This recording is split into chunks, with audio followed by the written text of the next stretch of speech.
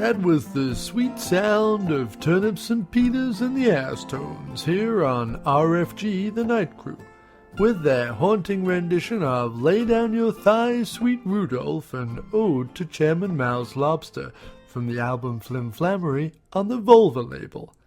And that song went out to Grebby and Donalda Minchkin in Fort Worth, who were just getting over that nasty plate of tumors and that tragic news that their uncle Giddy Yodel died in a salad after only briefly being introduced to Sarah Palin's military-enhanced clone at a bring-and-buy sale in the basement of an all-you-can-eat trouser warehouse. I personally can remember listening to that particular song while strangling a goat in a coffee house in Baton Rouge, dressed only in a brightly colored smock and wizard shoes in front of a paying audience of little people from a nearby cesspit appreciation clinic. Happy times, happy times. The Night Crew. Well, we've got some lovely listeners' letters this week that I'm just being handed by Alan, who some of you might like to know told me spends his time building wax effigies of Basil Rathbone. So I'm going to read some of those for you right now. This first letter comes from a pancreas truncheon face of Spilm Lotion, North Carolina, and he or she writes, Dear Night Crew, thank you so much for last week when you played Never Looking to Throw Away Forever by the Princes of the River Badger, Pip and Tan the Mellycock. It was one of mine and my, to all intents and purposes, husband's favorite ballad to turn up loud while we were hacking up filthy hippies and vegetarian types in the back of our RV.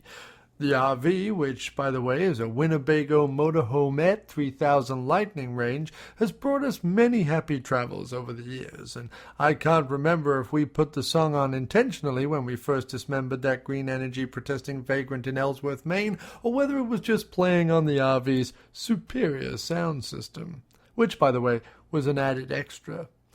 I remember when we had just passed by the Rockies going west and were filled with a love for the Lord our God and the blessed Christ child, that when we merrily slaughtered a 5-person strong lesbian knitting circle at a campsite south of Grand Junction, it just happened to be playing at the cafe as we pulled out of the main entrance and made a break for Utah.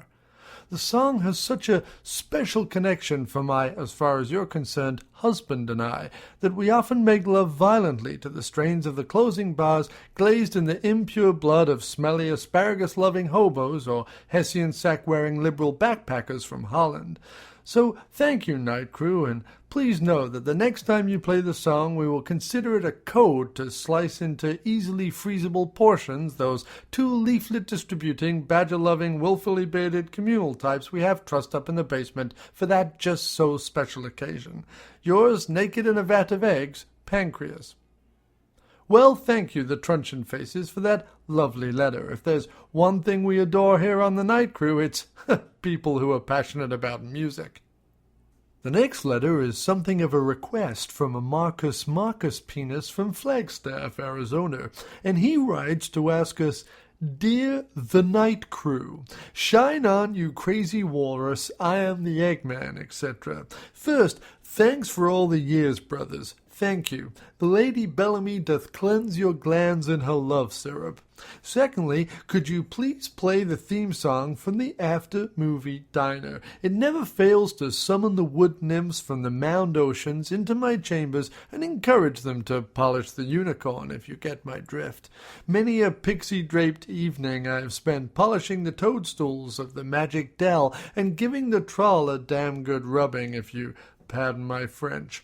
We managed to produce 3 hefty sacks of magic bean fairies the last time you played it, and it took old Spindletwim, the bucket goblin, 4 hours to scrub the damn stuff off the throne of Percy Elder, the fancy chicken king of the glade. So play it, dear crew, and play it loud. It's about to get all sorts of fucked up in here.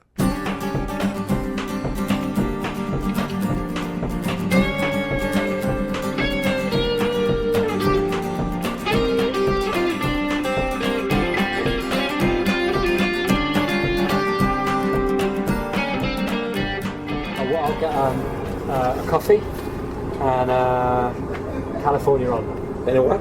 California omelette. California omelette? Yeah, with no toast. Can I get fries, not potatoes? Fresh fries? Yeah. instead of potatoes, no toast. Fresh rice, right? Yeah. Okay. And coffee. Yes, please. Okay. Thanks. For you, sir. Yeah, can I just get the hero, the hot speciality sandwich? the Just hero. the hero, yeah. No fries, just the regular sandwich, nothing else. Thank you. The hero, right? Yeah. Okay. Thank you very much. There's enough in that to, give me a Not gonna get a drink? coronary. No, I just have water. Okay. It's absolutely fine. Because in the sandwich, there is a whole chicken cutlet, mozzarella sticks, onions, cheddar cheese, marinara sauce Well, that's going to be a hell of a on a sandwich. hero bun. Well, that's going to be a hell of a sandwich. Well, sir, there is a lot to celebrate. A lot to celebrate. Right now, we have the second anniversary of the After Movie Diner. Golf clap? Golf clap. We have the fact that the England cricket team trounced the Aussies Murdered them. in the recent cricket match. Embarrassed them. Yes, thoroughly embarrassed them, which was fantastic. We have the fact that obviously a Britisher won Wimbledon, which was good. We have the fact that one rather ridiculous balding chap who has vast amounts of taxpayers' money, and the woman who is far beyond his pay grade have just squeezed out a little sprog. Right. We have the fact that you've just been awarded your 10-year Yes.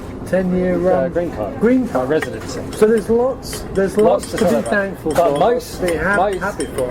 And that brings us, therefore, to this wonderful and very special episode of the After Movie Diner, where you join us yet again. It's the second episode to ever take place in an actual diner. But the first. But the first, where it's actually after a movie. After a where movie. We've just gone This to is see the a first- movie. The first actual reel Yes, after the movie done. After we've done. So we've just Thank been to you see very a movie in the cinema, and we've come into not the same diner as we were in last time, but a new one. Although technically we're going to pretend it's the same one. And I'm here with Mr. James Wallace, or Jim Wallace, or Hello. J.E.A. Wallace, if you want to read his poetry or listen to his music. And and we have come in having just sat through Pacific Rim. Pacific Rim. We always thought alien life would come from the stars. But it came from deep beneath the Pacific. What the hell is going on? The first kaiju made land in San Francisco. The second attack hit Manila. Then the third one hit Cabo. And then we learned this was not going to stop. In order to fight monsters, we created monsters of our own. We needed a new weapon. The J.E.A. program was born.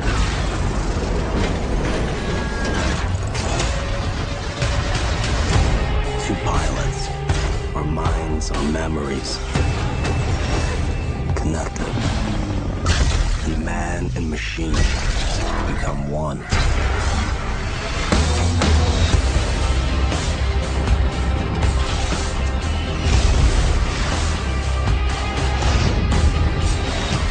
Today, at the edge of our hope,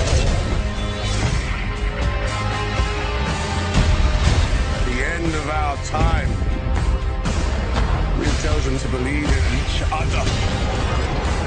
Today we face the monsters that are at our door.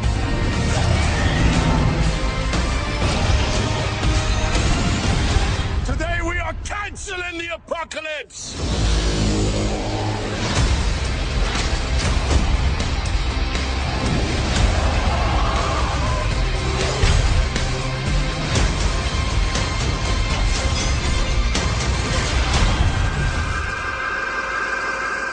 It is pretty cool.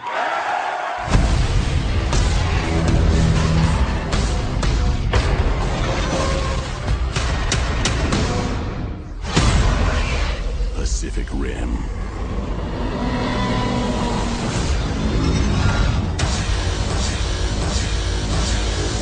And we are going to, in our best possible way, discuss Pacific Rim and review it. Yes. And analyse it and everything. Yes. But before we delve in deeply, Okay.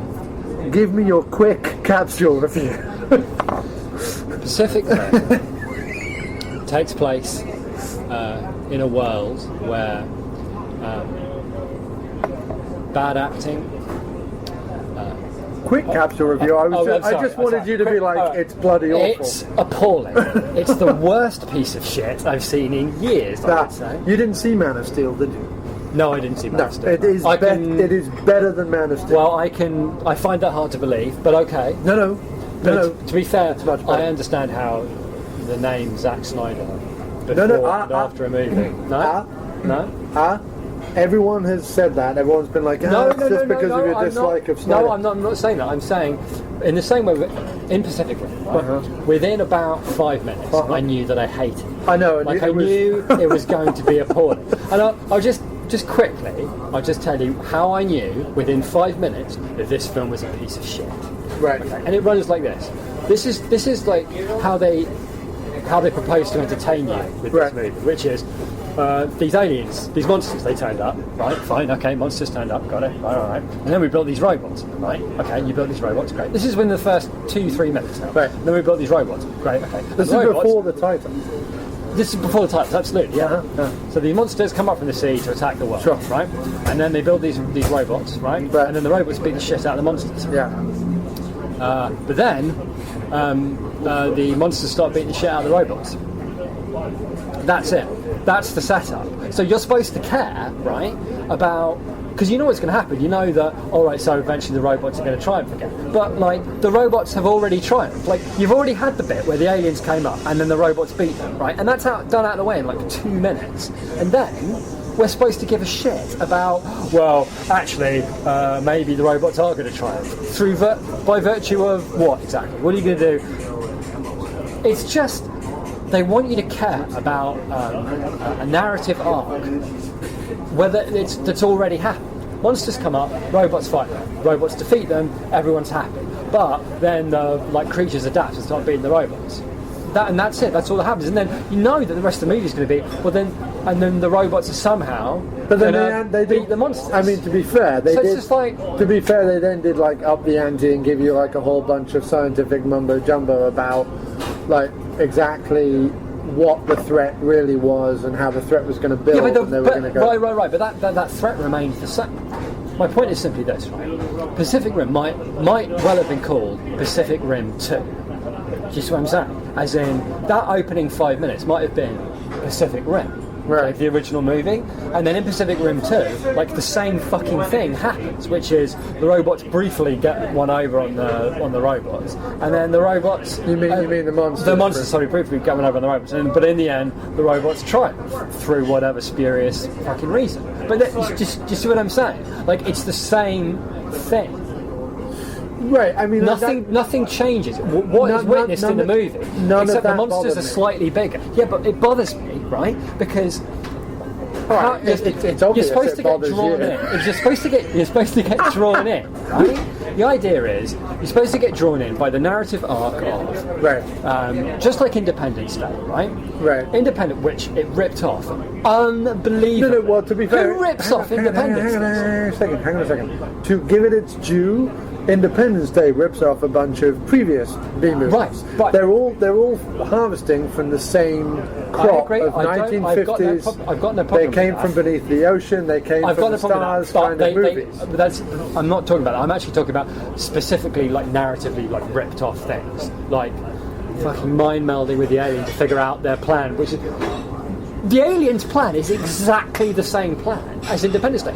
The dialogue was the same. Did you not notice the dialogue was the same? He said there was a lot of similarity.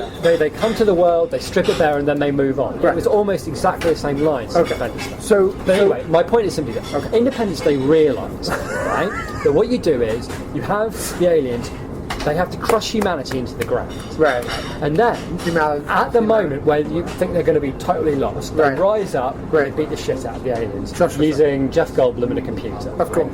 That's fine. I've got no problem with it because I quite like Independence Day. I quite like they will draw you. I'm not a snob. Like they draw you in, Right. you know, and they bring you along with these characters, and they grind them down, and they Right. burst forth and hey, triumph. My point about Pacific Rim is we've already seen in the opening 4 minutes that Right. already happened. The monsters turn up, No, they but- build the robots, and they triumph. Right. But then there's no reason ever really explain why all of a sudden the robots are not winning anymore, and the monsters are winning. Because they're adapting. All right, fine, they're adapting. Well, because they're the hounds. No, I get that. The ones who were coming up were the hounds who were doing the searching and all the rest. I get that. Has this gone, by the way, from a quick capsule review I know, to you piling into your rant, I guess- which I all did right. ask you. Yeah, you did ask not me. to- Incredible. I would Right. like to state, My though, capsule review is it's shit. I would like to Don't state- ever see it. All right. I would like- Watch Independence Day again. Stop. I would like to state for the like John, who's bound to be listening. I'd like to state just for John's Oh, thank you benefit very much. that. Oh, these are nice chips. Thank you. These are magic. I've never had these fried before. Can I have one? Yeah, they're really good. They're really thin. Oh, one seems to be attached to Oh, five. it does. What a shame. Yeah, what a shame. What a shame. Look at How that. could you ever have known that would happen? Where's the salt? Is there salt? Yeah, that one there. Oh yeah. So I go on to that. Right. For John's benefit, because John is no doubt listening to this. That's my brother John. Yeah, brother John, who's been on the shows before, well, doing the Woods and Weller primarily. Oh, great, that's great. For his benefit, I was getting immense joy because I realised halfway through the only way to enjoy this movie would be to Look relax.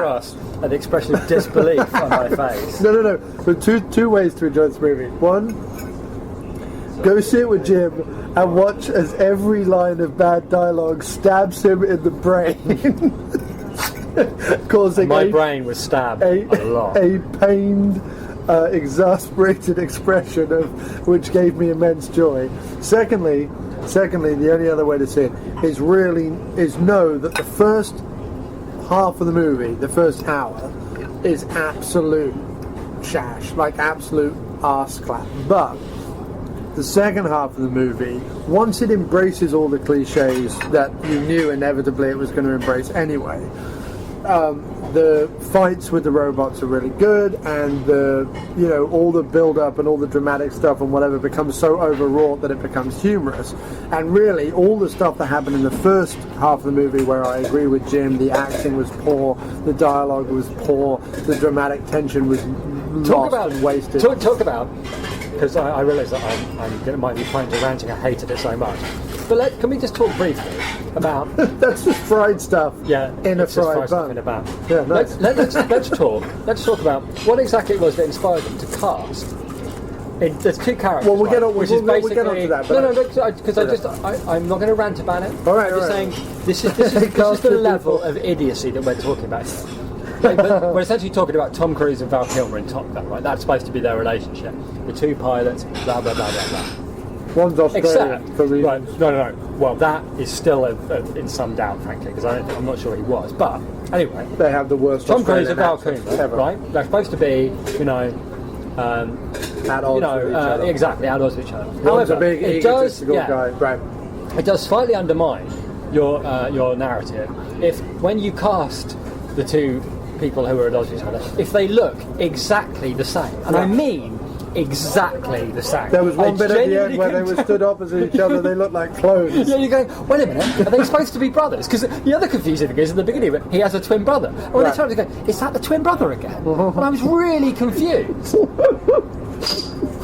And why? Very quickly, and I will shut up after this. Why? If you're going to cast This is so much total, fun. if you're going to cast total unknowns, right? Why would you cast people who can't do the fucking accents and can't fucking act? Right. Why would you bother? They could have plucked two people out of the cast of Neighbours. Crossy was right. If they'd had Statham in the lead and Lewis Gossett Jr. instead of Idris Elba, which is the only time they will ever say that, Was that it would have Idris been a Elba? bad movie. Yeah, it was Idris He Elba. was appalling. No, he wasn't important. The script. No, the script. He was really appalling. bad. He was appalling. I'm sorry. Him and look, everyone in the movie was important. Everyone in the movie was I important. quite liked the jerky British scientist. How could you have liked? With the walking stick, not the nerdy one with They the were glasses. both awful. No, I quite liked the guy doing. Yeah, no, I quite liked it. Somebody market researched quirky scientist, right? He and should have been German. He should have been German. That would have been relatively He should have been easy. German, or he should have been played by Crispin Glover. No. That would have been amazing. No, he should. If he was Glover, that would have been amazing. No, but Charlie Day needs to die horribly in a Who's pit. that? He's the squeaky voiced, glasses wearing. Oh, maid he's in It's scientist. Always Sunny in Philadelphia, Yeah, right? he needs to fall into a vat of boiling hot. Oh, soup. he was not funny. He's awful. No, but it's not just that he's not funny. It's that his voice is annoying. His so presence not is funny. annoying. Yeah. He's like the anti-funny. He's like everything that is wrong with the world. See, people like Independence Day had Goldblum, that's my and point. they had Day. That was the They problem. understand. They understand. Emmerich, Better I than- was going to say, Emmerich understands that as bad as Emmerich's movies are, right, they are made enjoyable by the fact that he casts all the kinds of people you want to see. And It's not more only than that. It's more than that, man. Not only He that, casts but- good actors. Is what he does. No, yeah, he does and he doesn't. But I mean, that's beyond. No. Listen, I'm serious. It's a bit different. The reason his movies work as well as they do. But his scripts are just as bad. They are, but they have an understanding of how cinema works. Yeah. Right. So if they're going to have a thing with a rousing speech, yes, it will be cheesy, right? What? Oh, sorry. Don't clap. All right. Yes, it will be cheesy. Yes, it will make you snigger a little bit. But deep down inside, you will be a little bit stirred. True. Because they know it matters. If you're going to do it, you've got to get it right. Yeah, but by the time the stirring speech came around, I was so waiting for it to end. Because it had. The other thing about it was, as good as the second half, good is the wrong word.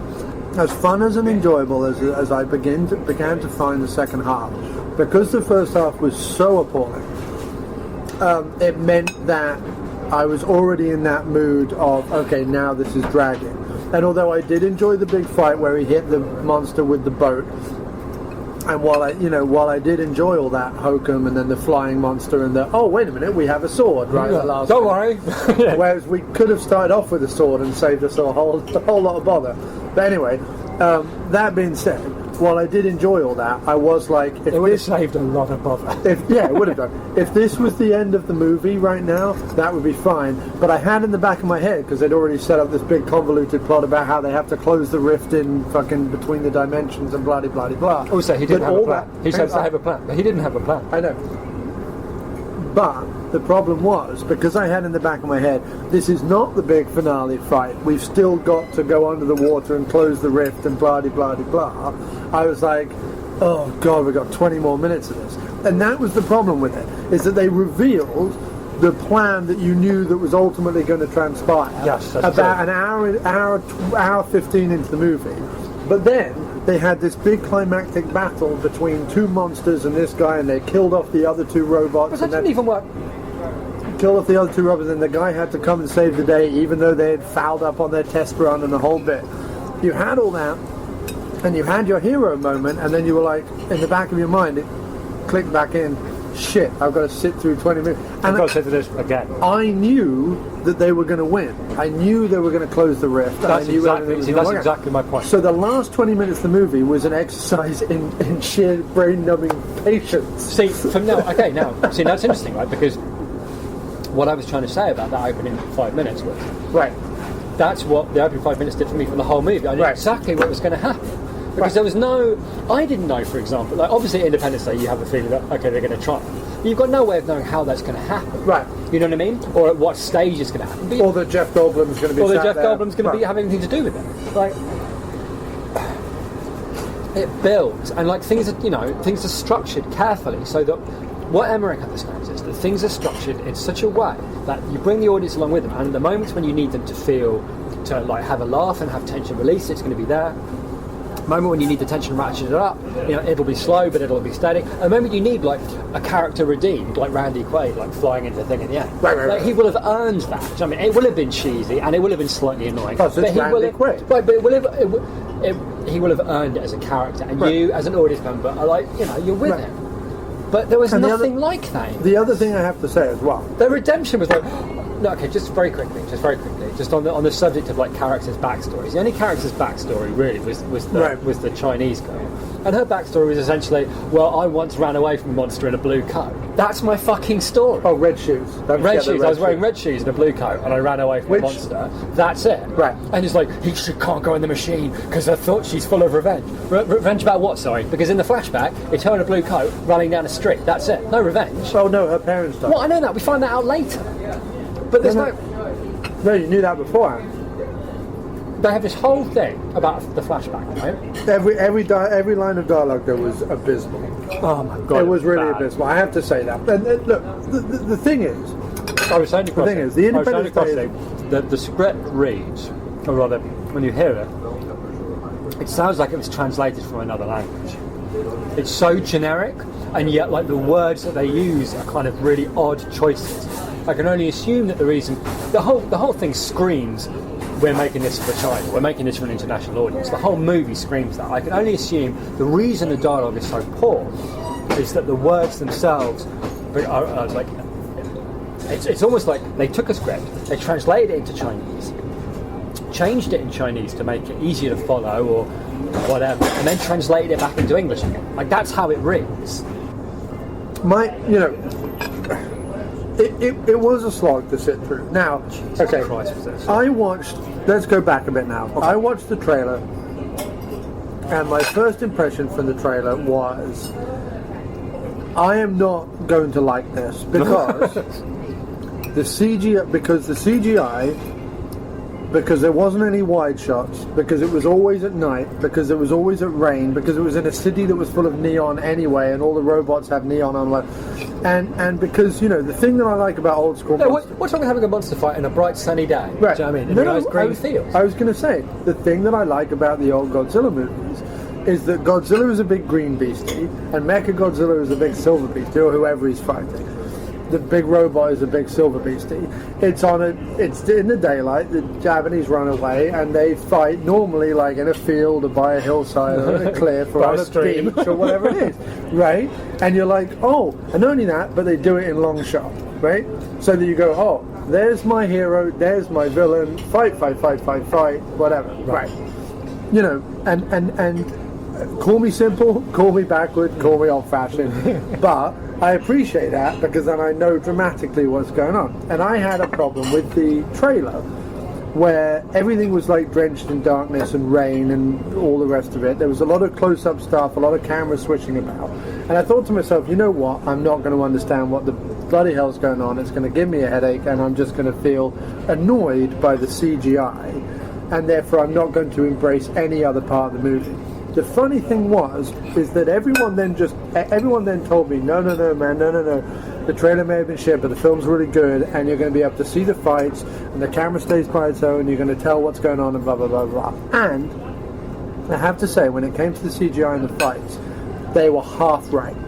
There were some bits of the fight where you could really tell what was going on, and there were other bits of the fight where you didn't have a bloody clue what the hell was going on. And you know, the real problem is with the fights in this movie, apart from the fact that there are so few wide shots, it's almost agonizing.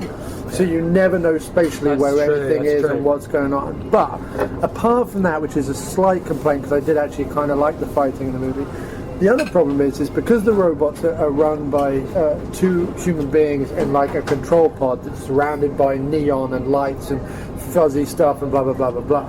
You have essentially, especially in the big climactic battle between, well, the pre-climactic battle between the two monsters and the robot, you have monsters that glow neon. In like Hong Kong, which is entirely made of neon, right? With a robot that like has flashes of like a plasma gun that like glows neon and everything else that's flashing and glowing and whatever and crashing and banging. Then it cuts all the time inside this control pod where there are two people who are like glowing and flashing and neon and crashing and things and CGI and whatever. So what ended up happening was there was a massive amount of overkill, especially when, if you were just having a fight between the robot and the monster, and it doesn't matter what's going on in the control pad, which was the case in 90% of that pre-climactic battle. You didn't need to know what was going on with the humans. Don't show them, because it just confuses things. show the monster. We've already established that there were two humans in the robot's head. We don't need that constantly drilled into our brain. You could have the robot be a little bit brighter and the monster be a little bit more green or whatever colour so that we can see it, and then have the fight make more sense. I also have to say that while I did, but to go back to what I was saying, I thought that it would be I would be frustrated with the CGI and therefore the movie would suffer. Actually, I was frustrated with the plot and the movie and the characters and the acting and the dialogue, that almost the CGI fight suffered, because I did enjoy, where I differ from Jim, is I did ultimately enjoy about 75% of the robots versus the monster fights when they happened. Everything else was utter nonsense. But the B-movie crash bangery of it all was passable and not as awful or confusing as I thought it would be. Not a glowing recommendation, I might add, but I could at least sit there with a grin on my face as the robot picked up a boat and walloped the monster around the head. My last point about all the fights and CGI and stuff like that, the monster design was woefully unimaginative. I mean, it really was I just didn't understand. I would have rather a Godzilla clone than whatever it was we ended up getting. It reminded me a lot of, was it maybe, you know what, it was Hellboy. It reminds me of Hellboy. Hellboy was the same thing. You've got license to create whatever the fuck you want. Right. All that it says in the script is monster. That's it. Why do they all have to look the fucking same? And you can do anything. But not you only can have that, 8 heads, you can do whatever you like. Not only that, but the scientists at the beginning even said they don't look all the same, but they are all the same, but they don't look all the same. But then I was thinking, no, they pretty much look all the same. Except one had wings. That was the only difference. Yeah, which, by the way, to get a creature that fucking huge into the sky when its tail's been bitten off, is it going to take more than a couple of leathery bits of skin? Not only that, but I thought it just went leathery bits of skin, flap, and it just went up into the air. Did you not doesn't work like that. Did you not think it was incredible that not only did the robot hide the fact that he had a sword till the bitter end, but the monster also hid the fact that it had wings till the bitter end. That made so little sense. Or it was none of spectacular. it. Okay, we can play a game if you like, where you could name any part of the movie at all, and I can tell you why it's fucking shit. It was. Because you need to eat your sandwich. It was shockingly bad. I mean, it was abysmal. Listen, there was nothing about that movie that wasn't abysmal. Even the monster fight, which I understand what you're saying. There were parts of it that were entertaining, but I couldn't stop thinking. But part of the reason that these fights like this are entertaining is it's like watching Rocky, right? The fights in Rocky are usually, let's be honest, weird, right? And it's like a boxing fight and fast forward, it's like bang, bang, bang, bang, bang, and bang, bang, bang, bang, bang, and it's it's nonsense. But it's what you've got invested in a fight. The other good thing about Rocky is the training montages. Right, okay. There were no training montages. Yeah. You're talking about why the hell? Oh yeah, he hasn't been in the he hasn't been in the robot for 5 years. Well, he hasn't been in the robot for 5 years. Even above and beyond that, right? The first thing you do with something like this, first of all, if you're going to cast a bloke who hasn't been in a robot for a long time, you're looking for grizzled, aren't you? Surely grizzled, not a 22-year-old bloke who hasn't shaved for a day. Statham would have been perfect. Why this guy? I don't know. He's about if I bumped into him on the street tomorrow, I wouldn't fucking know him. He was so forgettable. He was the blandest man. Even if he wasn't bland, he was an appalling actor.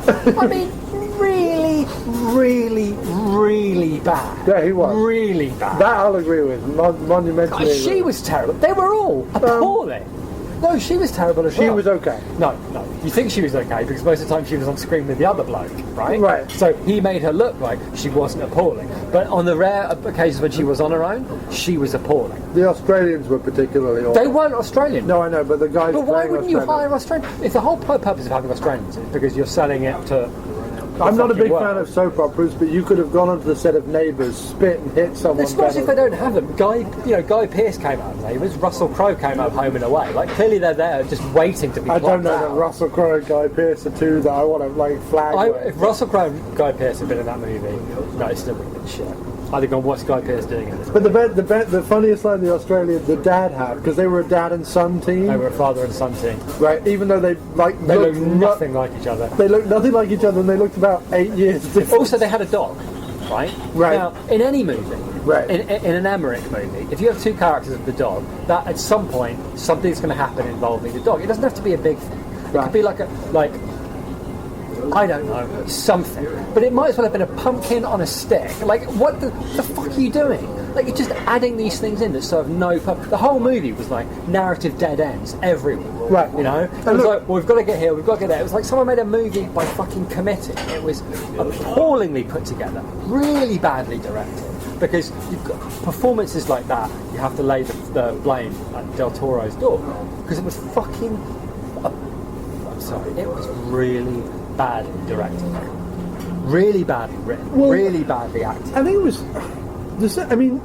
Actually, I would have to say that the visual side of it, the cinematography side of it, special effects team. Fly him to a hotel for a weekend and buy him a slap-up grill for two. No problem with that. In fact, I thought that the best shot sequence was funnily her flashback where she's being chased by the robot, where it's daylight. You can roughly see what's going on. That's true, yeah. The city was like this grey, like covered in dust, like it was actually like atmospheric and emotional. Yeah. And it was the first time in the movie where I was like, okay, now this looks like a monster movie. The monster came through the fog. There was like a real vibe to it. And then it was like back to black and neon, back to nighttime and neon. But yeah, fortunately, monsters do mostly attack at night. Yeah, when there's lots of neon about. And then, it was. I have to say as well, because I know that there's going to be some argument where people are like, oh, but man, it was just like a fun B-movie, and people are going to level at it that we're trying to over-intellectualize some B-movie piece of shit. Now, let me put it this way. We are both big fans of B-movies. We love trash B-movies. You're a big fan of Tremors, are you not? Love Tremors. We're both big fans of Roland Emmerich movies. We love Roland Emmerich movies. Just take those two things, just for example, because we talked about me not talking at the time, that's fair enough. But I'd like to point out that my plate is empty and your plate is full, which I think... My plate's not full. I've eaten that bit. I'm not eating the rest of it. And I'm nibbling on what's wrong with it? Is it because it's all end bits? It's all end bits. The trouble with packing a sandwich with things is that at some point it's going to be all ends of those things. I don't want end bits. I don't want endings. I only want possibilities. Tremors is good, right? Because of the characters. Right. And the actors and the script. And the actors, that's true. But it's mainly it's the characters. Like the reason the characters are good, it's because of the script and because of the actors. But my point is, it's the characters. Independence Day is good because of the structure. Like, and the characters. The characters are, let's face it, paint the thing. Let's not get into any, clean-cut president, the up-and-coming pilot, the nerdy computer guy. Oh, no, wait a minute. They're cliches, but they're welcome ones. Listen, you're totally missing my point. Okay, move on. I'm saying the Tremors is good because of the characters. Right. They are well acted, well scripted, believable. Like that's why it's an enjoyable film to watch. Right. Independence Day is an enjoyable film to watch because of its structure, because of its narrative arc, because of the way it pulls you along with it. It takes you on an amazing ride where you are completely with them and experiencing everything they're getting. And that's why, if I had ever seen that in an American movie theatre, I'm guessing there would have been lots of cheering. Right. To be my guess, right? Pacific Rim had neither of those things. It didn't have good characters like Tremors has, and it didn't have, at the very least, a strong narrative arc, narrative structure like Independence Day does. If you're going to make a B movie, you've got to make it in such a way that you've got to make it entertaining. If you're going to say we don't care about characters, we don't care about dialogue, we don't care about making it believable, we're not talking about fundamentals of what is the meaning of life, and will love conquer all, and death, what does it really mean? We're not interested in these questions. We're interested in taking the audience on a journey and making it really, really entertaining. Well, that's fine. I've got no problem with that. I am all with that. I hate pretentious, belly, navel-gazing, arse. I hate it. I really like a good story. But it was just... There was nothing... I feel like in its makeup, I'm going to try and be fair, because I'm going to try and play the other side. I don't want to be fair. They've spent too much money on that for people to be fair with them. They can be taken into a room and slapped around. No, but I'm also conscious that they are like people who liked it, people who did like it. It's been a very polarizing movie online. It's been a very polarizing... liked Avatar. Yeah, I know. Avatar, all I have to say. Avatar was abysmal. This was as bad as Avatar. Anybody listening who saw Avatar for what it really was, this was like that. Yeah. You know what? Actually, that's not fair because Avatar was shit in a whole different way, actually. But Avatar was at least. But it's kind of similar.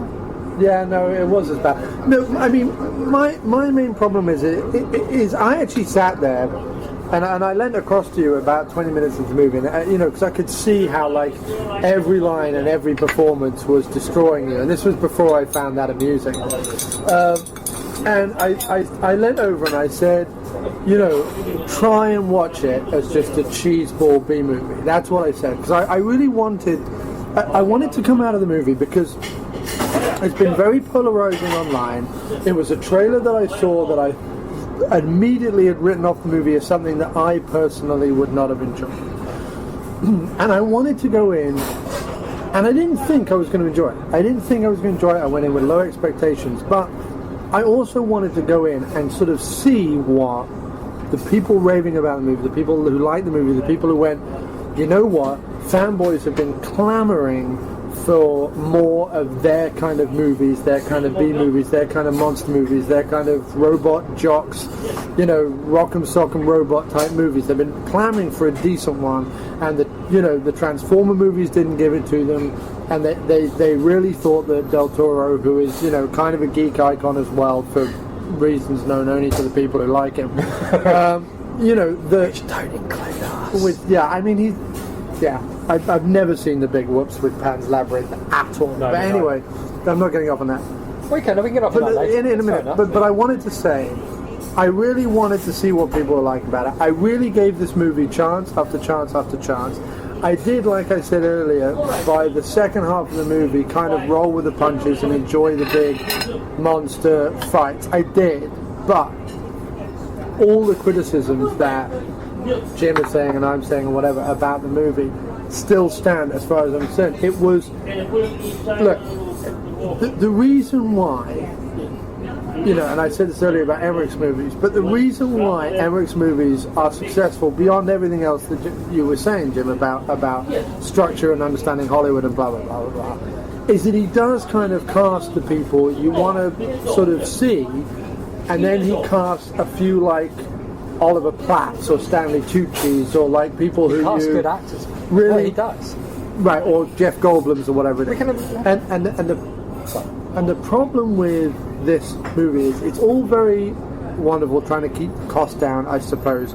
Trying to keep the cost down by casting, relative newcomers and or nobodies with a token TV star as the comedy shtick. But it really, really didn't work.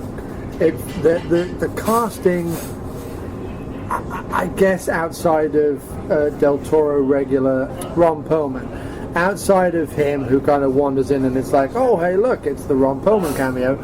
Apart from that, the rest of the casting was just abysmal. And I did sit, there's that fight that he has with the Asian woman in the dojo where they're trying to find his partner. And halfway through that, I was like, you know what? And he had this problem with the other robot pilot.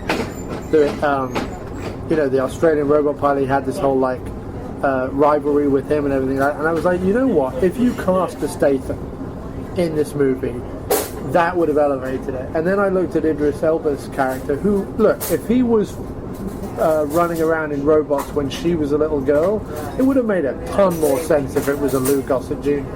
Because he needed to have that age on him. Even if the girl's 25, he still has to have some 20 years ahead of her, and he really didn't look like that at all. Right. So, I found myself desperately wanting a Louis Gossett Jr., a Statham, a Goldblum, anyone, a Hank Azaria even, just someone to come in there and mix it up and make it watchable. But Jesus, Charlie Day needs to face off with a kaiju and just die horribly. there was so many opportunities for him to be ripped apart in a horrible way, and they thought that we cared about the scientists enough that when they finally joined forces, we were meant to be like, hooray! But really, I was just like, so wait a minute, you've got Mr. Annoying Brit and Mr. Annoying American, and they're going to be annoying together. Yeah, I mean, it was. I so desperately wanted to be the B-movie monster fanboy raving about it, and the biggest disappointment for me is that I can't, hand on heart, with all honesty and tact, be that guy. I can't. Oh, fair enough. Did you have anything else on the movie that we just discussed? It dragged. I'm trying to grab it. Thank you. He wants another coffee. I'm trying to get another coffee. I'm just going to open this up in the middle because the bread's pretty good. Is the bread no good? It's all kind of now. That's the trouble. It's fine, I wasn't More having it. coffee, thanks. Thank you. I thought it would have more to it, but The sandwich or the movie? both. Yeah. It was very much a disappointing sandwich. Specifically. Yeah. What it was. I just find it astonishing. There's a lot about the movie that genuinely astonishes me. Like, they did spend a lot of money, obviously, and I take your point.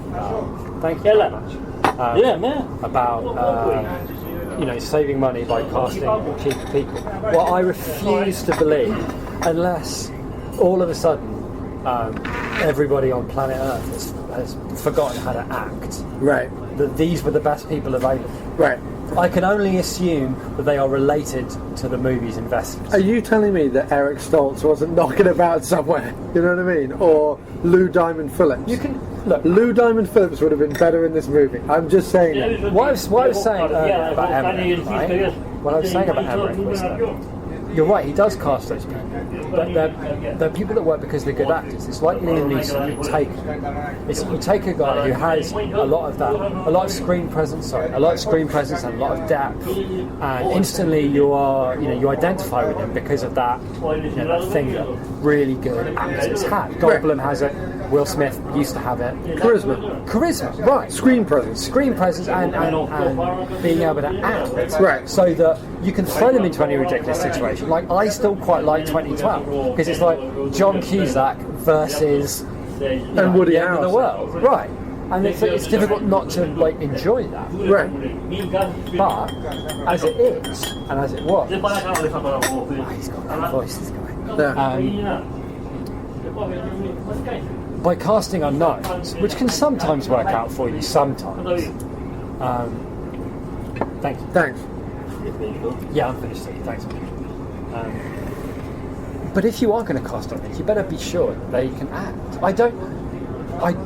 Okay, there's that, right? I don't understand why any of the people were cast in the role that they had. Elba is, if you give it Idris Elba the main part, that would have made more sense. He's supposed to be washed up, but he's not. He's 25, if that. You can't be washed up at 25. He was just no good in the role. What? He was no good. I'd be surprised. I'd be surprised if he could make a sandwich. Dude, he's no good at anything. There was one bit where he said, "No, I'm not talking about the main guy. I'm talking about Idris Elba." Oh, yeah. There was one bit when he's like, "You're confusing my calm exterior." Oh, that was bad. And then he turned around and shouted at him, "Ranger!" And I was like, that just is awful. It was bad. And may I? No, that's isn't he the guy who does a really good American accent? He does do great. Then why was he doing his British accent when that didn't work? I don't want. Because look, the template for that. The template for that is Ali Ermey, right? Who? The drill sergeant from Full Metal Jacket, who's gone on to play the drill sergeant in every other movie. Oh yeah. But surely the template for that is someone like an Ali Ermey. No, he's supposed to be, basically. He's supposed to be Louis Gossett Jr. That's who he's supposed to be. Right, or Louis Gossett Jr. But I'm just saying it needs to be someone with mentor. But it needs to be someone with presence. But this is what I don't get. Elba has got presence like you wouldn't believe. So it must be the director. you've never seen The Wire, right? No, I've never seen The Wire. He is so This is what charismatic I've heard. in The Wire. This is what I've heard. It's Right. I can't even begin to explain how charismatic he is in The Wire. Right. For him to be that bad, and he was bad, that's got to be Del Toro's fault. Maybe everybody in the movie is like, if I saw that guy's Hamlet, like the lead guy, if he played Hamlet, it might leave me weeping. It might make me want to tear my own eyes out, so I would never have to witness anything ever again. So amazing was his Hamlet. And it's just that you put people in front of Del Toro and they become fucking appalling. See, do you But think, they were bad, but wait, But do you just- think it's also because he's used to directing Spanish language? No, Blade 2 is really good. True. Blade 2 is good. I don't particularly like Wesley Snipes. It's basically a ridiculous movie, but it's really fun. Right. And it's well done. I think that... Okay, look, what I'm saying is this. I struggle to understand why anything happened in that movie the way that it did. I don't know why they cast those actors. I don't know why they cast actors to be Australian or whatever, and they weren't actually Australian. I don't get why. If you're going to cast a total unknown as an Australian, cast a fucking Australian. It's easy. Right. You know? I also thought, what I have to say is that, this is on more points that I've kind of read online, is that there are a lot of people who were saying at the time that Pacific Rim came out the same week that Sharknado came out. And Sharknado kind of blew up on Twitter and became like the fanboy movie du jour or whatever, and like everyone was going on about how funny Sharknado was and what a great B movie it was and how silly it was, and people had Sharknado parties and sat around and blah blah blah blah blah. And Pacific Rim died on its ass in the theatre, and there was a lot of like backlash of people saying, well, isn't it terrible that Del Toro went out of his way to make this like geek fanboy movie where robots fight monsters, but everyone instead stayed home and watched this, piece of shit Sharknado that is made, it's made by a company, Asylum, who really pumps these things out to the Sci-Fi Channel to be bad on purpose. My argument, having seen both, Sharknado The mum is bad incidentally. Pacific Rim. No, I would say that actually fanboys trumpeting Pacific Rim as the movie that everyone should be going to see should realize something, and that is that I feel, if I look at the movie now closely, thinking back on what we've just sat and watched, I don't think Del Toro had any intention of making it necessarily a good movie, any more than the makers of Sharknado had any intention of making it a good movie. It had as much like purposefully bad cheeseball cliche, ripped off everything else you've ever seen bits in it. It had as much purposely bad acting, and just because the CGI was obviously a notch above Sharknado doesn't necessarily mean that this should be some sort of geek point movie that we all trumpet. I honestly think that it was a late, people might find this ridiculous having seen the fights that I'm about to say this, but I honestly believe it was a lazy endeavor. I honestly think I agree with that if you want to make, first of all, don't go out of your way to make a fanboy movie. Make a movie you want to make, okay? Everyone should stop thinking about, what are people going to be like, what are fanboys going to want, blah, blah, blah, blah, blah. It trips up almost every remake, because they go, people who like this movie like gore, right? So we'll just make it a gore film, and let's ignore the characters and the setting. It trips up every kind of like big B movie that they've tried to make. It trips up every kind of let's rehash an old TV show like the Starsky and Hutch or the A-Team or whatever. It really does trip up when you try and second guess or try and do something that quote unquote fanboys are meant to trumpet. You are going to fail. Because at the end of the day, the movies that fanboys now trumpet, The Thing, Army of Darkness, Tremors, a whole bunch of other ones, none of them were big, successful movies when they came out. And nobody in the studio or nobody in the public sphere thought any of those movies were worth a damn. So the fact that they are trumpeted is because we've all sat around, we've watched them on cable, we've watched them on VHS, we've watched them on DVD, and we've gone, no, wait a minute, hang on, let's stand back. This is a decent fucking movie worth our time. And the same cannot be said for Pacific Rim. And the only way that 20 years from now, 30 years from now, people are going to be trumpeting this movie is if movies get so much worse in the next 20 or 30 years, that this is the one thing we're holding on to. Here's the thing, right? This is what concerns me about Pacific Rim. My concern is this what movies in the future are going to look like? Right? It was obviously made for the Chinese, the Pacific market, so you can call it Pacific Rim. That's why it's got Australians in it. That's why it's got the Japanese, whatever. The sword fights, the big robots and whatnot. It's made for that whole area. It's made to make money in foreign countries, which is what it's doing. It may have died a death in America, but it's going to make a lot of money abroad. Because when you subtitle it, it doesn't matter how people are acting. Like, everyone always talks about great French actors or great Spanish actors or whatever. It's like, well, I can't really tell. I mean, I'm reading the subtitles. Yeah, I don't know. I think you can. I think you can. I don't think you can tell. No, well, I don't think that's fair enough. But I think you can, because I know that there are French movies that I've seen. Like, I know after a French movie, that guy was really good. I really, really liked him. And when I've seen him even do like English language stuff, I like him. Like Daniel Otay or Vincent Cassel or whatever. Like, I like them. I think they're good actors. And the first time I saw him was in like the foreign Italian movies. dude out of Hannibal, I really like him.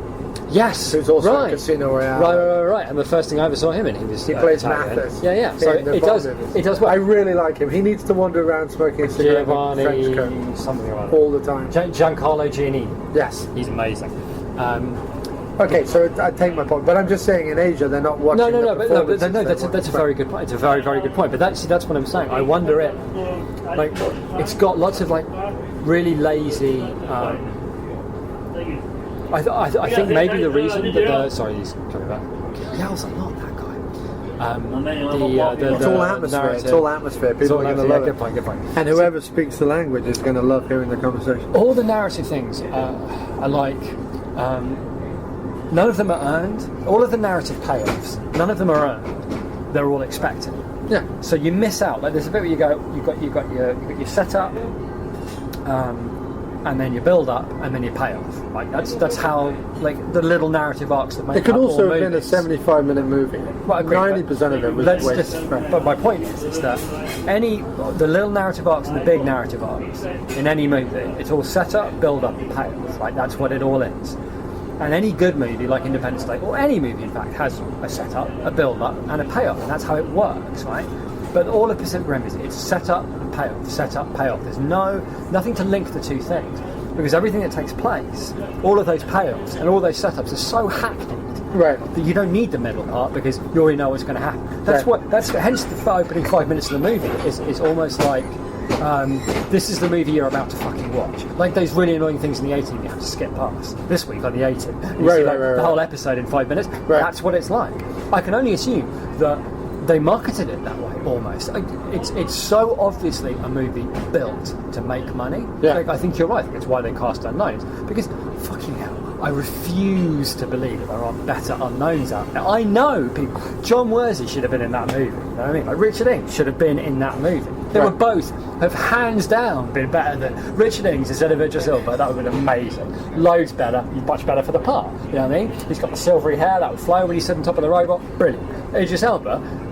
What's he doing in this? He should be in so many things, Idris Elba. This is not anything that he should be anywhere near. And I'll repeat again, Charlie Day needs to be drowned in a vat of effluent. As soon as they turned up, right, they might as well have had we are the comic relief t-shirts, right? Now sometimes that's not bad, but they don't earn it. You know, they don't do anything funny, and then after that, they're kind of like, well, they're different from they remind me of annoying anime characters, right, where there's like cool like people in anime where they're just like, we are strong silent types and we are the warriors, and then next to them is like, we're the quirky crazy mates, and they're all over the place, and they don't say anything funny, and they don't do anything funny by nature, by virtue of being just crazy and kooky and making lots of noise and moving funny. They are hilarious, right, because like the lead guys just don't do anything except he should have been brave. If he'd been anything, would have done anything apart from those two people who just looked like. I mean, he looked like a fucking Hitler. He looked like Hitler. He looked like Hitler. He looked like a young Hitler, sans moustache, and with a British accent. And they gave him a cane, and then right at the end, he's like running really fast down the corridor to like tell somebody something. Well, what's the point in the fucking cane then? If he can run really quickly, why give it? Just all of it was like that. It was just like, this is why I agree with you about the whole lazy endeavour thing. Anything that happened in the movie had no connection to the past and no connection to the future of the movie. You could tell because you already knew what the future was going to be. Right. It was just whatever needed to happen right then. You know, we just need to get him down here quickly. So let's just have that happen. The biggest flaw for me of the movie was the first act is piffle, right?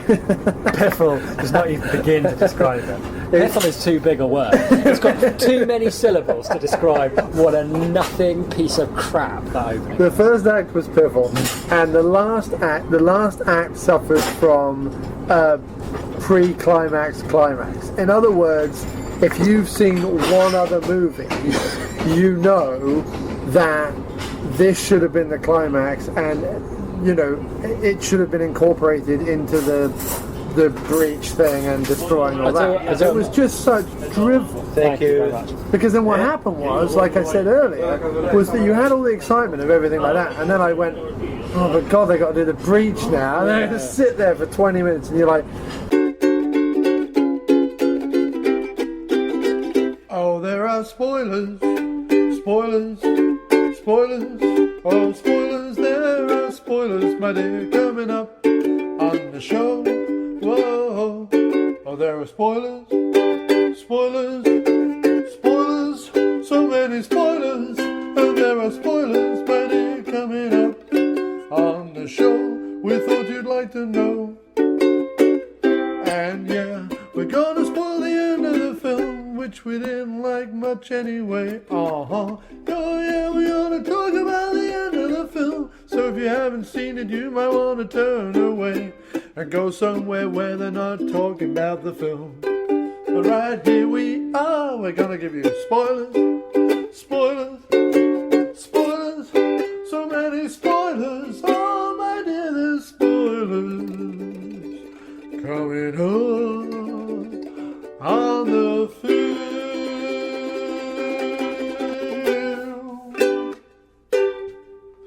Yeah, and then implausibly everybody lived. But what was weird? Well, no, they didn't, did they? They killed off the guy who was dying anyway in Australia. They killed off some people who weren't important, but they had to die because some people have to die at the end. Yeah, Idris Elba's character had radiation poisoning. Is that what he had? Yes. I walked out. Because, no, you missed this line. This is great. Jim went off to the bathroom. But do you want to know the line that explained it? He went, when we built the Mark 1s, and he's talking about, this also was confusing, the robots were Mark 1 through 4, and the monsters were also marked, like 1 through 4. Anyway, because don't worry, in Chinese they're probably different words. Yeah, it'll be easier for the at Chinese. the end he went, it's a Mark 5, we've never seen this one before, and they killed it exactly the same way. That was what, that's what sorry, I'm sorry, it drove me fucking crazy, right? Yeah, well, the robots weren't any good anymore, so we had to shut the program down, but he's keeping the program going. How? It's not important. He got 8 months of funding. He got 8 months of funding, yeah. Why did you get 8 months of funding? Because that's how I got to take the water bill. I mean, the water, you know what, that's not even, because that was just fucking stupid. Believe it or not, this is the biggest, baddest, worst monster we've ever seen. And there's 3 of them at once. And it was defeated by a one-armed, one-legged robot from 5 years ago that lost a battle to 1. Yeah. For no reason. It's not like it's got slightly amped up or they've got different tactics or, you know, because there's different pilots. There's no reason. The sword really annoyed me because the second monster that came out of the breach at the end, he just sliced in 2 really easily. I was like, so wait a minute, why have you not been doing that for the last 5 years? And I don't know, making huge amounts of calamari. The whole climactic battle as well was an anti-climax. If you're going to have a battle where you've got your 2 guys and you've got your 2 robots and they're on the last legs, right? And in order to get to the fucking bridge, they've got to defeat 3 fucking monsters. And that fight lasted like not only that, 3 minutes, 4 minutes, as if it wasn't bad enough. They beat them up. And then went, oh no, one of them's been beaten up. They're all coming for this one guy, and they just like blow themselves up. As if it wasn't bad enough that most of the fights you've seen in the movie took place at night, surrounded by neon with lots of rain coming down. This fight, the climactic fight, the fight where we're meant to really be invested in it, took place in murky water. So where murky, even they couldn't see. Yeah, where everything looked the same. The robots were the same colour as the monsters, which was the same colour as the rocks, which was the same colour as the sea, which was the same. I mean, it literally was. They were lit up by a slight orange glow, and that was it. You could see nothing. It was just.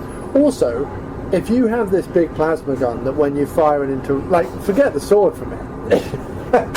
If you had a big plasma gun that could fire, why not just make a robot that was plasma guns? Do you know what I mean? Yeah. Listen, we decided the best tactic is, listen, we just discovered I shot one of the monsters with a plasma gun. I was actually standing quite a long way away. You don't need to be standing right next to it. That annoyed me through the movie all the time. So, what if, and this is my new tactic. We had a big plasma cannon. What if I, as a robot, stand about half a mile away from the monster and just keep shooting the plasma gun until it dies? What about that? Oh no, you only get 5 plasma bullets. Oh, is that it? They ran out. They ran out on both plasma bullets because at one point they shot the one down at the docks, right? And they shot it down like that. And then as they turned around, he was like, "We better make sure it has a pulse." And then they turned around and they offloaded the other plasma gun into it. And he went, "Look, no pulse." And that was meant to bring the house down in hilarity, apparently. But in that scene, they brought me down. They just brought me down. After that line, I looked over at Jim, and I think he visibly shuddered with disgust. But then,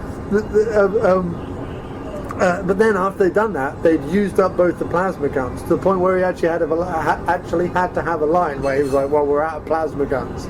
Did he? Because he said quite a lot of things when he was inside the robot and things were exploding. And he frankly could have been singing the fucking chicken song for all the differences. Right. It was so stupid as well, because it was like tension, like, oh my god, we better press that button. You know what I mean? Yeah. Like, that was it. Like, we better press that button really quick. And then he was like, but not only that, but he's the best pilot they've ever had, right? He's beat more monsters than anyone else. He's beat a monster single-handedly, blah, blah, blah, blah, blah. Has he? Yet, he forgot they had a sword. It was up to her, the rookie, this is her maiden voyage in a robot, to go, no, wait a minute, chump, you forgot about the sword. Right. Damn it. Yeah. But, okay, right. The sword which will come in so handy after this. All I'm saying is, right, that the setup itself, interdimensional tear, monsters come through, right, have to be defeated by robots. That's fine. And that's cool. And there's a way to tell that story. Yes. It doesn't need to be told by bad actors. Right. And a ridiculous dialogue. Yes. It would be easy to do it, but it's just every decision that was made in the movie made no sense. Like it didn't. The casting was appalling. You weren't down with the rim.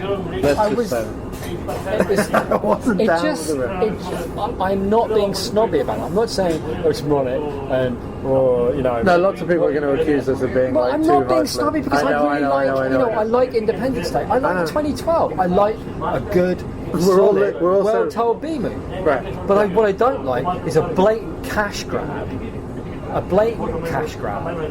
Where the whole movie's been put together in committee and designed to make as much money in foreign markets as possible. This is becoming quite funny. So the script has been written in a way that it can be understood by people. Right. Oh, I think we take it off the counter, don't we? No, they can do it. Okay. But I don't mind, we can do it. The script is what's the tip again? The tip's going to be 5. 5? Mm-hmm. Yeah? All 450. I don't think I've got 5. I've got. We'll take it up to the counter. We'll take it up to the counter and figure it out. Wait, have you got any dollars? I have $3. There you go. I've got 3 too. Yeah. Just put 2 down there. Yeah. Right. Perfect. And then we'll split the check. Sounds good. We'll go Dutch, as they say. Do that. I guess what I'm saying is, my problem is not telling a story about monsters fighting robots. It was very good fun, like watch the movie and then chat about it with the other. It's done nothing but cheer me up. I can't tell you. That's true. No, it was a lot like when me and John went and saw Avatar, and we hated it so much. After half an hour, me and John turned to each other, this is shit, right? Right. Yeah. And then but the conversation that we had afterwards in the pub was so entertaining. Yeah. As we were just we suddenly realised with like blinding clarity. Yeah. Like moments that had almost passed us by. Go, oh yeah, what was that bit about? Yeah. You know Right. what I mean? Exactly. Like, just like things you didn't even realise were like. I will say this: Pacific Rim is better than Avatar, only because it's empty. Like, Cameron filled Avatar with a lot of crap. When you thought about it for more than about half a second, you realised it was total bullshit. Right. Pacific Rim was Although totally Avatar empty. had better effects. Avatar did have better effects, that's true. If by effects you mean little white floating lights, because it had a lot of little white floating lights. But it had more than that. What happens on this planet exactly, Joe? Well, on this planet there are a lot of little white floating lights. It had more than that. I mean, 99% of the movie was 99% of that movie was little effects. white floating lights. Okay, great. And blue caps. But what did Pacific Rim have to say? Like, even Independence Day, what it had to say was, I believe that even if a huge threat comes from without or within Eden, that people will come together and figure it out. And in the first 3 minutes of Pacific Rim, they went, the Earth got together. They did that. Pulled their Well, resources. what happened afterwards? Well, the same thing, only told much, much longer. What I liked as well was if you walk out of the movie after 5 minutes, you will have seen the movie. Yeah, what I liked was that your whole point was like the big, I don't know, committee of the world or whatever it was, which was like a bunch of faces on a screen that were all different nationalities. They, in their infinite wisdom, they went, yeah, well, we tried robots. The robots are only having so our big decision now is we're going to build a wall. And I was just thinking to myself, a couple of plasma cannons wouldn't go in. Yeah. You know what? See, again, this is what's happening now, just like with Avatar. Here's my question. The monsters are turning up at a rate of about one every month, as far as I can tell. Because it's getting quicker. It's getting quicker. It got down to like one a week. It did. But what they're saying is, we're disbanding the robots, right? Because the robots are just getting, done in. Rather than building more robots. No, but just hear me out. Hear me out this one, because this is a mathematical thing. Even assuming they are turning up at a rate of one a week. It got down to one. It got down to one a week. But I'm talking about in the 5-year period up to then, like i.e. that period where the robots were losing. Right. They're turning up once a month, right? Let's be generous. Let's say once a month. That means 68 monsters came through the rift, right, and rampaged. And presumably, how are you working on it? Well, I'm saying once a month for a period of 5 years. They said over a period of 5 years. They said 5 years later. Right. So it's 68 monsters, which are presumably killing the J.E.A.s, where the hell they were, going up against them, right? Because the J.E.A.s are losing because they're being disbanded, right? So they're not working.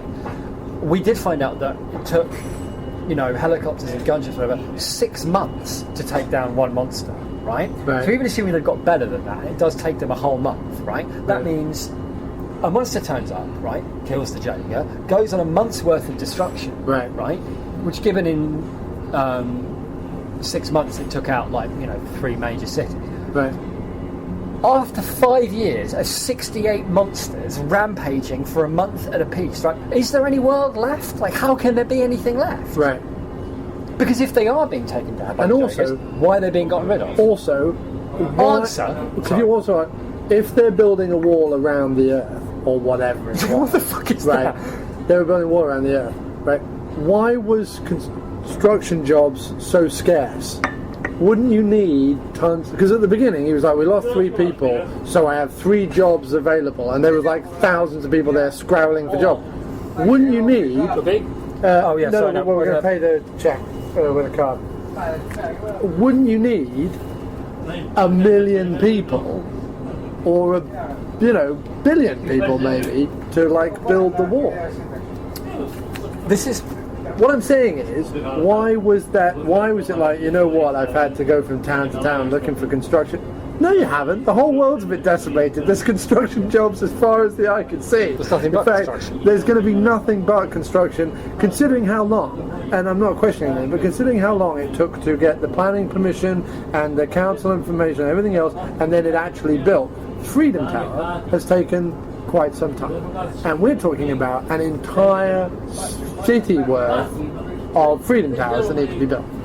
There was a really weird. Unless we're all going to go back to living in. There was this really weird hate the rich thing, which is fine. I've got no problem with that. I do hate the rich. We'll just split it 50-50 on the card.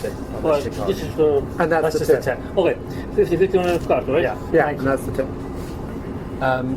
this is all great. Like, yeah, there's a really the weird realism. Oh, the diner after the movie. What we should do is we should do another podcast that comments on this podcast and the gritty realism. We should. Yeah, I'm kidding. There was a really weird subtext. It was like, oh well, because it was like, oh, why are they getting rid of the J.E.A. program when the like robots are obviously working? And go, oh well, it's a sinister conspiracy of the rich.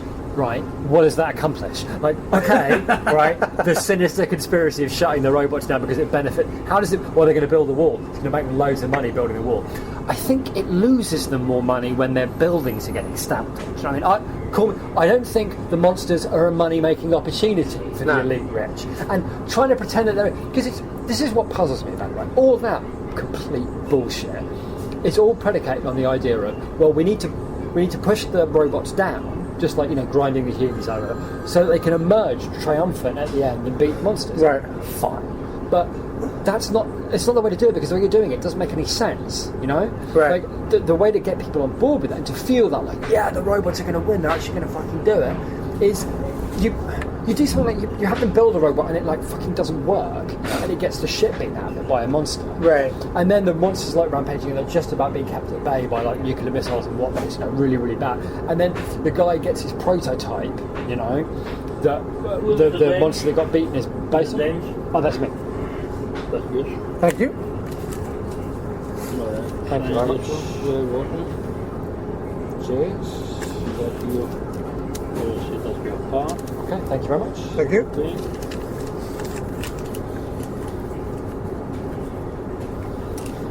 Well, thank you very much. Thank you, sir. Cheers. Thank you very much. Have a good night. Thank you. So I guess my point is that if you're going to have that narrative of, at the moment it's basic. You're right, and then you at have the moment when defeat is, they even reference it in the film. At the moment when you're on the edge of defeat, at your lowest point, that is when you gather your force and you triumph. Right? Not everyone can get behind that, but I can't get behind it if it's already fucking happened in the movie. No. If they've already beaten them. You get a guy. Also, I'd like to point out the horrible Iron Man ripoff that took place in the last bit where he went up into space, where they were losing oxygen, and then you saw the robot falling from the sky. Yeah, but there was that. There was the Independence Day thing where he makes the big speech, and instead of saying now we celebrate Independence Day, he says now we. I can't even. I will not bring myself to say that line. It was in the trailer. So it's in the trailer. It's in the trailer. This is the final Cancel line of the his apocalypse. speech. We are going to cancel the. What kind of fucking script writing is now we cancel but the? see- Do you see what I mean? But It's I didn't mind that. But it But if reads you- like a but hang on script that's been second. translated to Chinese Hang and translated back. Hang on, I know your theory. Well, that's my fucking theory. The cancel the apocalypse line wasn't the problem with that speech. The problem with that speech was it didn't mean anything. It didn't mean anything. And it like you say, nothing built up to it. It was just like he literally, like Idris Elba almost could have sighed and then climbed on top of the robot and gone, okay, here's my speech, right? The third problem with it wasn't the cancel the apocalypse line was fine, but the problem with it is I'm not sure he delivered it very well either. There was no gusto. There was no like rousing score. There was. Well, he knew his. Okay, look, a line. I'm just breaking it down here. A line line If today. But let me just finish. A line Campbell line. No, but delivered it. let me just. If you're going to deliver a line like today, is it today we cancel the apocalypse or Whatever now it was. whatever it was? Now we cancel the apocalypse. That line works only if it's a response almost to something that's happened before. Right? I.e., someone needs to refer to these monsters coming as the apocalypse, or don't know that matters. No, it don't. The line like this is what I'm saying to you, right? I'm saying to you, a line like "Today we cancel the apocalypse" in a movie derives its strength, from if the word apocalypse is understood by the audience, and you have to reference it as these monsters coming through. It's like all the guy needs to say. No, he did say that if the rift opens and it's going to be 3 monsters, then 4 monsters, and whatever, he then goes and then the world ends. He did say that He before does, he did right, and that's fine. But then he needs to say it's an apocalypse. Cancel the Apocalypse is a perfectly cheesy B-movie heroic line that perfectly works. The problem with it is the speech before it didn't build up to anything or amount to anything. And it was delivered particularly half-assedly. And also, we had already had the one climax, and we were all just waiting for the second climax to happen. So him climbing on top of the robot to give some speech felt tacked on. That was the problem with it. The problem with it is, in Independence Day, when he makes that speech, right? When he makes that speech, it is the big build-up to the final dogfight that is going to lead to them working out precisely what they have to do. And it's been earned because, like you say, it's the rallying cry. It's the we've been defeated, we're at our lowest ebb, but here we are, this is going to be our last final push, and this is our ultimate thing. The problem with it is they already had two robots that had already defeated the monsters out in the ocean and done all that. And the fact that they'd killed some people we hadn't met before in a two-armed robot, and the fact that they killed like a couple of blonde-haired people who looked like, you know, extras from fucking Blade Runner, that doesn't really mean anything because we never got to know them. We didn't get to care. I knew that some were Chinese and some were Russian, but beyond that, like, their deaths meant nothing other than, oh, we went from 4 robots to 2 because at the end we only need 2 robots because we really, really need the climax to be difficult to accomplish, even though we as an audience know they're going to accomplish it. See, this is all B-movies like this have to work from the premise that the audience knows they're not going to leave the theatre having just watched the Earth get decimated by monsters. You know, because that would be an original ending to a B-movie. And rarely does it happen, right? And occasionally you get like a twist ending, like something like The Mist. However, 9 times out of 10 a B-movie is going to end with the people we expect being victorious. So you have to start with that basic premise, right? You have to say, this is where we're going to end up. How do we, therefore, make the journey from A to B as exciting as humanly possible with some real fucking tension and some real fucking things at stake? And you never felt that at any point ever. You know what I mean? Yeah, that's true. You know, and they broke some dude's arm, so the guy with radiation poisoning had to get in the suit and blah, blah, blah, blah, blah. And then you were like, well, okay, he's going to be expendable because he's whatever. And you know the son's going to be expendable because the Australian looked at Idris Elba square in the eye and went, that's my son.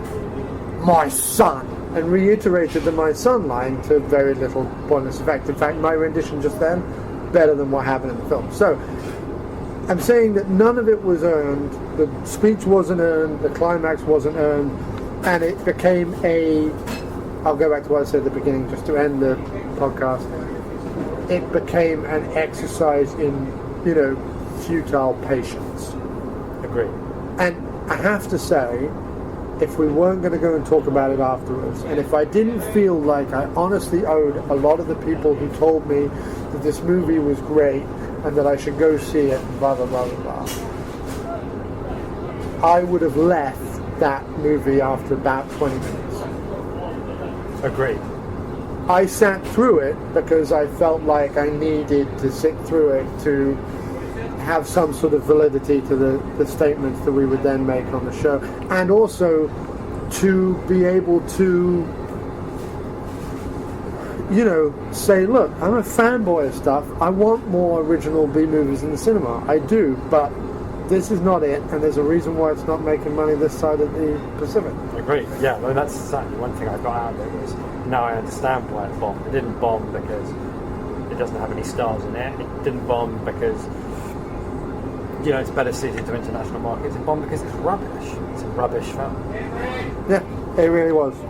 And I hate to say it, but it really was. Bad. I can only imagine how much more headache-inducing it was in 3D. Oh god, that did occur to me after about 10 minutes. Although, God, I'm glad it might have given 3D. some of the acting a dimension. Boom. Yeah, nice. Nice. Well, thank you ever so much for being in the diner this evening. Thank you very much for having me. James, Jim, J.E.A. It was wonderful. Do you have any stuff you'd like to pimp or things you'd like to mention? Not that I can think of right now. Oh, well, I guess, given when this is going out, an apology to Hayden, probably. We did an interview with a friend of mine for a podcast that we were going to do, like 3 months ago, 4 months ago? maybe even longer than that. Right. But soon after we did the interview, Hayden, if he's listening, I think he does, Does he listen? Yeah. That's why he was keen on being on the show. Oh, okay. Probably wondered. I wonder where the interview that I did. Not my fault, Hayden. Not his fault. I've been waiting at home with a Peter Jackson in the DVD player. My wife got ill, and I wasn't able to do. No, we're all right, thanks, mate. We're about to head up. Oh, what about it? Just take your time. No problem. Thank you. There's no key to put the close to play. No key, there was the key. Indeed. So, because of that, because I wasn't able to do the podcast because I had no time, we kept putting off watching the second movie of the New Zealand horrors. But I'm hoping at some point we'll watch Black Sheep. It was going to be Black Sheep. Did we watch Dead Alive? Yeah. We watched the Peter Jackson one, we didn't watch Black Sheep. Right. I was supposed to come watch Black Sheep and then we'd record the podcast. So, Adding Hayden's... So, I just wanted to apologise to Hayden for not doing that podcast. It will be done. The only reason we did this one is we were only going to just see the movie in the cinema. Right. And this is our second anniversary show. I'd like to end it by saying, I am denied about doing a second anniversary show. I did try and get a bunch of possible... Oh, sure. Thank you very much. There you go. I did try and get a bunch of exciting, wonderful, splendid things sorted out for the show, and it didn't happen. Anyone who's seen the Facebook page will know that I've kind of been talking about the second anniversary, but no one's really said anything back to me, and that's fine. I don't expect them to. No one needs to give a shit. But I am denied about doing it. I wasn't going to do it. Jim suggested this. I thought, well, at least I want to go do this. And it seems fitting that it is a small, low-key episode in a diner with an old friend, rather than tearing to pieces a hugely disappointing, hugely divisive movie that 50% of the audience have loved and 50% of the audience have hated, but also discussing it and just generally kind of going back to where the show actually came from and the roots of the show. And yeah, and this will be it. Where the show goes from here, I don't know just yet, but thank you for everyone still listening. And I'm sorry we didn't have a big thing like we had last year with the Evil Dead special, where I got a bunch of interviews and a bunch of people on and blah blah blah blah blah. But you know what? Those shows take a lot of editing and a lot of putting together and a lot of wrangling and a lot of time and energy that I don't currently have. So this was very nice to. I'm glad we could do it. To make this the second anniversary show. It's great. We're celebrating a lot of things, as we said at the beginning, and couldn't have done it in a better way, as far as I'm concerned. Could have had a slightly better sandwich, but apart from that... Yes, could have been a better sandwich. Yes. The chips were good, the omelette was not that great, but the chips were very nice. And with that, isn't that always the way? Isn't it always the way in life, if we've learned anything, that the chips are great, but the omelette, not so much. Yeah. And the less said about the sandwich, the better.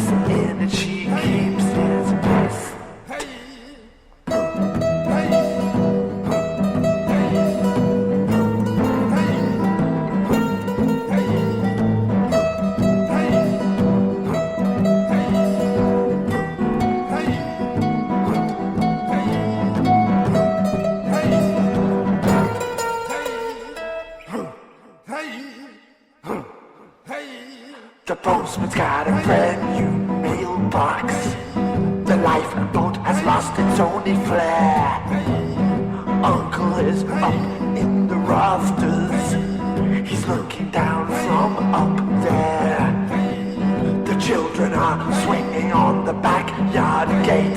The family dog is hanging from the tree. Cousin Seal is hiding from the minister, but he wants to have her over his knee. Yes, he's got to get her over his knee.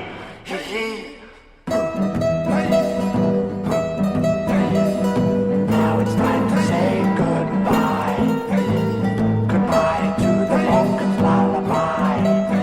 Yes, goodbye to the bonkers lullaby. Yes, now it is time to say goodbye. There are men, and then there are second unit podcast men. The podcast you've just been listening to is part of the Second Unit Podcast Network. Find all of our shows at 2upn.blogspot.com or on Facebook under the Second Unit Podcast Network. Our fantastic list of shows include Drunk on VHS, We Came from the Basement, No Budget Nightmares, The After Movie Diner, Dr.Action and the Kick-Ass Kid, and Bloodbaths and Boomsticks. Take one podcast into the shower. Don't be a blithering idiot, Alan. We can give you the multiple podcast cleansing system all in one place that your hair deserves. Our programming is available across all platforms from iTunes to Podomatic, TalkShoe to Stitcher, so you have absolutely no excuse. Listen today, and a free naked person of your choice will be shipped from Thailand to your door in a matter of weeks. The Second Unit Podcast Network, bringing you the action and leaving the boring stuff to the other guys. Bloody hell. Who does a girl have to blow around here to get a decent beverage?